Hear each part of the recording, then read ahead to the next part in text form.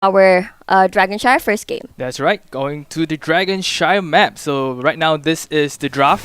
So off the bat, tested our ban. Yeah, I wonder if we're going to see an Artanis ban anytime soon. Question is that would it be a Ragnaros? Ragnaros ban? Yeah. Looks like they're hovering over Artanis, which gives, maybe blue team will actually go for either the Malfurion or the Ragnaros first pick. True. Actually, the funny thing is, I was watching NA and EU HGC the other day, and all of them you have used for the first time Cho'Gall. I wonder if C will actually bring up Cho'Gall into our qualifiers today. Definitely will be a very interesting thing. And very difficult. Although it might be a bit tricky because you have to be in a lot of places at the same time. So there you go. That's going to be an Artanis ban coming from the side of, I assume, Inquisition. So the pick that will sort of build the entire team around, will they go for the global heroes or will they go for the Ragnaros? Will they go for the ETC? True. Very powerful first pick, and there we go. There we go. That's the Ragnaros. Well, I kind of assume that they might have an ETC or Dehaka anytime soon, though. That will be 2 picks for the red side here. So it's really interesting seeing that they banned Artanis. So it's sort of like them saying that, hey, go ahead, pick the Ragnaros. We know how to counter it. So the question is, what heroes would they pick to counter? One of the more direct counters to Ragnaros might be Anoop. And Malfurion. Looks like they will get that for themselves. Although, ETC is still going to be open for the blue side. They still have 2 more slots left to take.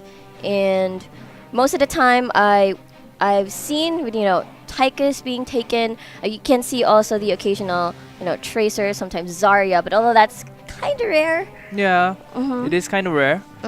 So the question is now, will they be locking in their healers and tanks? And here we go. There we go. That's and Rega, healer and tank. There. So aside from that, we haven't seen any global pressure coming from the picks just yet. Like what we brought up, like the Dehaka or Brightwing. Maybe they will pick that out later on. But, healers already being locked in for both of these teams from Singapore and Indonesia. That's right. So now the question is the ban, will they go for... So they're really powerful backliners like we haven't mentioned yet. The backliners being Li Ming and Vala. Yeah. Are we going to see a Chromie? Oh, Chromie. Yeah, that's right. Powerful backlines. Oh, and they banned the 0-2. Yes. To protect the Malfurion, the backline, from its assault. And so for the blue team, definitely going to ban the assassins. Yes. So the question is, what are they afraid of? Going for the Zarya. Zarya ban. All right. So guess that's quite common. Also, something that could be open would be Falstad, and Rega is already being taken. So there is a good chance they will go for the Falstad here. Being a very powerful assassin, able to it also has its global as well to go to different lanes to soak. Really interesting to see what they will go for here. Yeah, red side have a lot of chances to pick their damage dealers on their side. Although we already have Ragnaros on the side of, the team Peach. That's right. Yes. So we'll see though how they will, because Ragnaros is a bit tough to deal with, especially if they want someone that can dive into the backline. Especially or try to melt him down when he does occupy a fort. Alright. Okay, 3 seconds left on the clock. An Arthas! Wow, how surprising! An Arthas and a Tychus. There we go, that's a Tychus pick.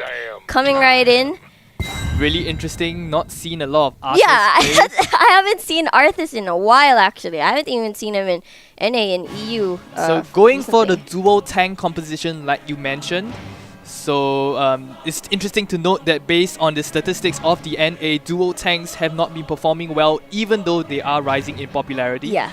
So very interesting to see how different it is in the C scene. Yeah, so I'm assuming they will be really brave to actually not go for the double warrior and just go for really damage heavy and good clear onto the waves. So let's see though how they will respond to this Jaina and Falstad, because that is very painful on their side, considering the fact that Diablo Arthas melee, so they have a lot of heroes already to deal with that Tychus, because if you catch him totally off guard. He cannot try to escape unless he lands that grenade really well. But assuming that they catch him off guard, I don't think they will lose a lot of power on the side of the red side. Okay, so most likely the final assassin that Team Inquisition is looking at. So they do not have globals yet. Likely going for what's a powerful global assassin?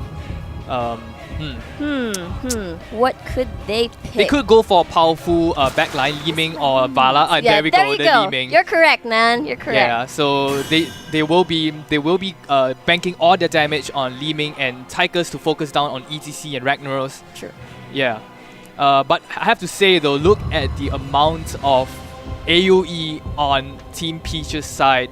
ETC, the amount of initiation that is possible there. We have the Mighty Gas and the potential mosh pit or stage dive. So yeah, that actually with the power slide as well. So, but then in response to that, good thing that Inquisition does have Diablo so that they can initiate for the team, for their team. That's right. Rather, and also they can actually potentially try to flank as well, catch the backline off guard. Especially, Jaina doesn't have much choice if Diablo gets too close. And what I can assume, which I don't think Jaina would take the stasis talent just to save. I don't think it's not really worth unless there's a assassin in your face type. So yeah, they have to be really careful of their positioning, and I'm really excited for our first match for today. Again, this is Indonesia versus Singapore. That's right. Interesting thing to note as well, because this is the first year that mixed teams has been allowed, because last year's tournaments, they were actually country specific with a regional qualifier. Oh yeah, that's true. And I believe this is also the first time some of the countries will take part here at sea, which is, I believe, I think was it Indonesia and Vietnam? Was That's right. it? Yes. Okay. Yes, so we do have Kevin on the Ragnaros Crusade on the Falstad, Loda on the ETC, Reminiscence. What's that? Reminiscence on the Regar. On the Regar, sorry, Saber on the Jaina. Yes, sir. Meanwhile, on the red side, we'll check out Peach later on what they have picked. There's Tychus Syndicate, Diablo, Top Raider, Riot. You have a nice card there, man. I think that's a Li Ming and Nekoi-chan. Looks like they're going to have an early gank right here. That is a Top Raider going to get stunned. Easy pick from the blue side. Inquisition just doing it. So confident with their moves. Diablo just got picked off real there. Really bad positioning. They did overextend a little bit in that team fight, and that cost the Diablo there. Yeah, I'm not sure what Diablo was doing there. He could have, probably stayed at the brush, but he was quite open. But then again, it is just the first few seconds of our match. But yeah, that is a nut. Look at that, they're doing the same strategy here, and for the second time. Whoa! Oh my gosh, an overextended Diablo flying straight off to the back into the base. Oh no, that was deja vu for sure. And I'm pretty sure he's not gonna go back to that area unless he knows it's safe. But then with that, two first initial picks from the side of Inquisition, they have the upper hand in terms of the waves and have so much map pressure against Peach. Looks like they will be securing this side here. Falstad just patiently waiting here from the side, not trying to, try something with Arthas just yet. Waiting for a pick again with a Diablo. This is... Top Raider going straight in. The same 4 heroes waiting there as well, being picked off. These are really very dangerous picks here, because this allows Team Inquisition to actually have a 1-level lead against Peach. Yeah, and yeah, that 1 level will be crucial later on once they hit that level 10 spike. And right now, it's all of them contesting the altars for sure. 2 people are in the top lane. Look at Falstad just gonna fly over, take that Dragon Shire for themselves. They will gain that pressure for the side of Inquisition. Falstad showing how powerful globals can be. And then we have Team Inquisition rotating now to the top shrine to try to contest it from Arthas. Kevin doing a really good job in trying to soak the EXP for the lane, and not not really able to push Arthur's back. After Arthur sustained is pretty well. He even added the protect talent, the block talent for himself. Yeah, and there we go. Li Ming just gets disintegrated from all of those 3 heroes from the side of Inquisition. They're putting a lot of pressure in the mid, so even though they try to secure all the sides, there's nothing that they can do. And they're still having control over this bot side. Might make another pick, and there we go. Here we go, Team Inquisition showing how powerful their team composition can be. This is like, as I mentioned, their AoE damage is really insane. We have Jaina able to initiate. Their initiating power is really, really top notch here. And so they are able to make very quick picks, doing quick work with Diablo and Li Ming. That is true. Looks like they will finally secure this dragon. And Top Raider, again, the only sole survivor here in the mid lane, in the mid side, to actually try to defend. I don't think he can do anything. They have to try to see, add pressure to the other sides as well. But right now, I think they have no choice because of the initial picks that they have done at the moment. Team Peach rotating all the way to the bottom. We have Rhaegar and Arthas at the top and bottom lane continuing to soak. Dragon Knight doing a lot of damage to the fort right now. Easy fort kill for Team Inquisition here. That is true. It looks like they won't stop the snowball here. They're going to be continuing towards the second wall here at the mid side, including Ragnaros occupying a fort as well. That is problematic for Peach. They cannot deal enough. Again, what we have said earlier, they have to melt through that, and looks like this might be their chance to actually regain control of the map. I'm trying to think of how Team Peach can actually come back from this. It's actually really difficult here, seeing that their initiation, we see Diablo going down again. Yes. From all the sheer powers of all the assassins on Team Inquisition here. Exactly. I mean, they are relying so much on Diablo to actually get that initiate, but the problem is he keeps dying without something even started yet for Team Peach. So level 9 with 2 level gaps already from the side, they're going to be reaching that level 10 spike. That'll be harder to recover from once that comes in later. Malstad actually having a very high siege damage there from the top lane, being able to push and soak as much EXP. And we can even see how important this has been. We have Team Inquisition already approaching the level 10. Yes, sirree. And they continue to put map pressure all over the lanes, making sure that Peach does not have some sort of control on the map on every lane. So Diablo keeps getting pushed off, not able to set up for his team. So right now, all Peach can do is play safe, because if they try to engage for level 10, Tychus might get caught out right here. Syndicate will activate his Unstoppable right now. Top Raider will try to stun and save his teammates. Syndicate will actually get off safely away from Inquisition. A really huge props to Malfurion's cleanse there, almost saving Tychus's life. Really close one though, or else they will have gotten another easy pick. True that. Level 11 right now for Inquisition. And I guess the problem here despite, they do have Li Ming for some sort of AoE, but they kind of lack more AoE damage just so that they can put the poke in. But there goes Diablo once again. He will drop down from the fight. And another pick for Inquisition once again. And the Shrine will actually be activated. Another great pick. This is just wow.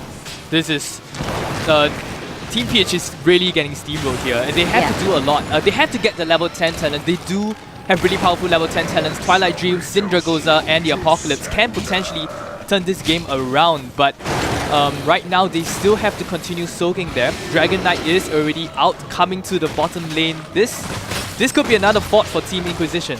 That is true. I mean, you just said that they have to soak, but they continue the pressure, and they're not allowing them to reach a level 10 spike as soon as they can.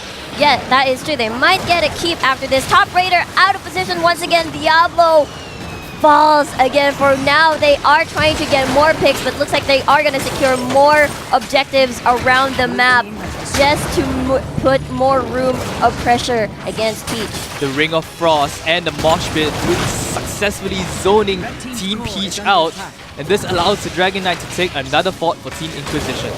Man, look at that. All lanes. They are very pressured to stay here at the bot. They cannot do anything, and they keep getting levels. It's just so wow. Inquisition with 2 talent tiers advantage. I know. It is gonna be from the bot down to the mid. They're not gonna stop. They're gonna steamroll over this most definitely, and they cannot. Just as you said, once they reach level 10, maybe they might ought to try something. Try it with Initiate from Diablo, follow it up with all the damage that they have from the Li Ming and the Tychus, but with Twilight Dream as well, so they won't be able to fight back. But yeah, I don't know at the moment. They went back to their base. They went to clear the waves, so their chance maybe later. This is really interesting though, because Li Ming didn't pick the Disintegrate talent here, going more for survivability. So instead of opting for the range assassin build, she is going to go more for the survivability build. So interesting thing. Let's see how she does it. That is true. So maybe they're relying too much on the Tychus here but then again, yeah, I think it would be better if they went for Disintegrate. Yeah, we'll see. So we have Team Inquisition now rotating to the top lane. It says this fort is ours there. All team at the top lane pushing through. Team Peach has to rotate now to the top lane. Oh no, they are not. They are still maintaining their presence on the middle and bottom lane, giving the fort to Team Inquisition. A bit of a smart play there, knowing that in a team clash with 1 talent tier disadvantage, that would spell disaster. Yeah, they would like to apply more pressure here on the bot, secure that camp, just to try and delay them somehow, get a little bit of XP there at the bot side, and they will try to defend this keep. Maybe put some use on their heroics as they have reached level 10, 11 already rather, but we'll see though. Ragnarok showing how powerful he can be on AoE damage dealt, destroying the fort almost instantaneously. Dragon Shrines are out. Oh, here we go. The Mighty Gust pushes them back all the way, allowing them. The Apocalypse takes down ETC. No mosh. The mosh pit was used, but unfortunately, not much casualties there. Yeah, there we go. That's what they have been waiting for. That is the opening, but too bad the damage has been already dealt onto their keep in the top side. They still continue onto the chase, and I'm not sure if they will be able to follow up. Shrines are already up, and I'm pretty sure they would want to contest and try to delay the taking of the dragon. Faustad showing how powerful global heroes can be on the Dragon Shrine map, instantly taking the bottom shrine. Even though the teammates have been down. This is actually a good turning point for Peach right now. This is the opportunity that they have been waiting for. A very well coordinated level 10 heroics there to take down Ragnarok and ETC of Inquisition, who might have overextended a little bit there. That is true. Gotta hand it to Peach earlier. What they did at the bot lane really did pay off. Right now they're trying to just secure that shrine right there so that they could delay the Dragon Knight taking in the mid side, just to try to buy some time, make sure that they get out of position. But they have to take note or be wary of, whenever ETC is around, just in case he tries to set up for his own team. We have most of the heroics available on Team Inquisition's side, but then we don't really have. We have Odin coming out, and but not quite so on the Peach side. So this, here we go, another initiation here. Tychus gets taken down by the living meteor there. Diablo is trying to peel off, but is going to be taken down by both Saber and Kevin. And not quite. This will be taken down shortly as well by Crusade. Oh no, look at that. A lot of the damage dealers coming from Peach has to get zoned away by Falstad and the rest of the members of Inquisition. They have no response to the aggression coming from the blue side here, and looks like they will regain control of the map and continue to push further. And they did not lose anyone at all, so they can practically finish the game right off the bat here. That's right, almost a guaranteed win first game for Team Inquisition here. Dragon Knight coming up. We have almost all the heroics ready on their side, so this will likely be game 1. Yes, game 1 will go to Inquisition here. They're still struggling at the moment, and everybody else are trying their best to do some sort of delay, but all lanes are pushing in. And after a 12-minute game, there you have it. Game 1 will go to Inquisition. Wow. Congratulations, Team Inquisition, for a swift game 1. Yeah, it was super fast. They snowballed that game pretty hard, and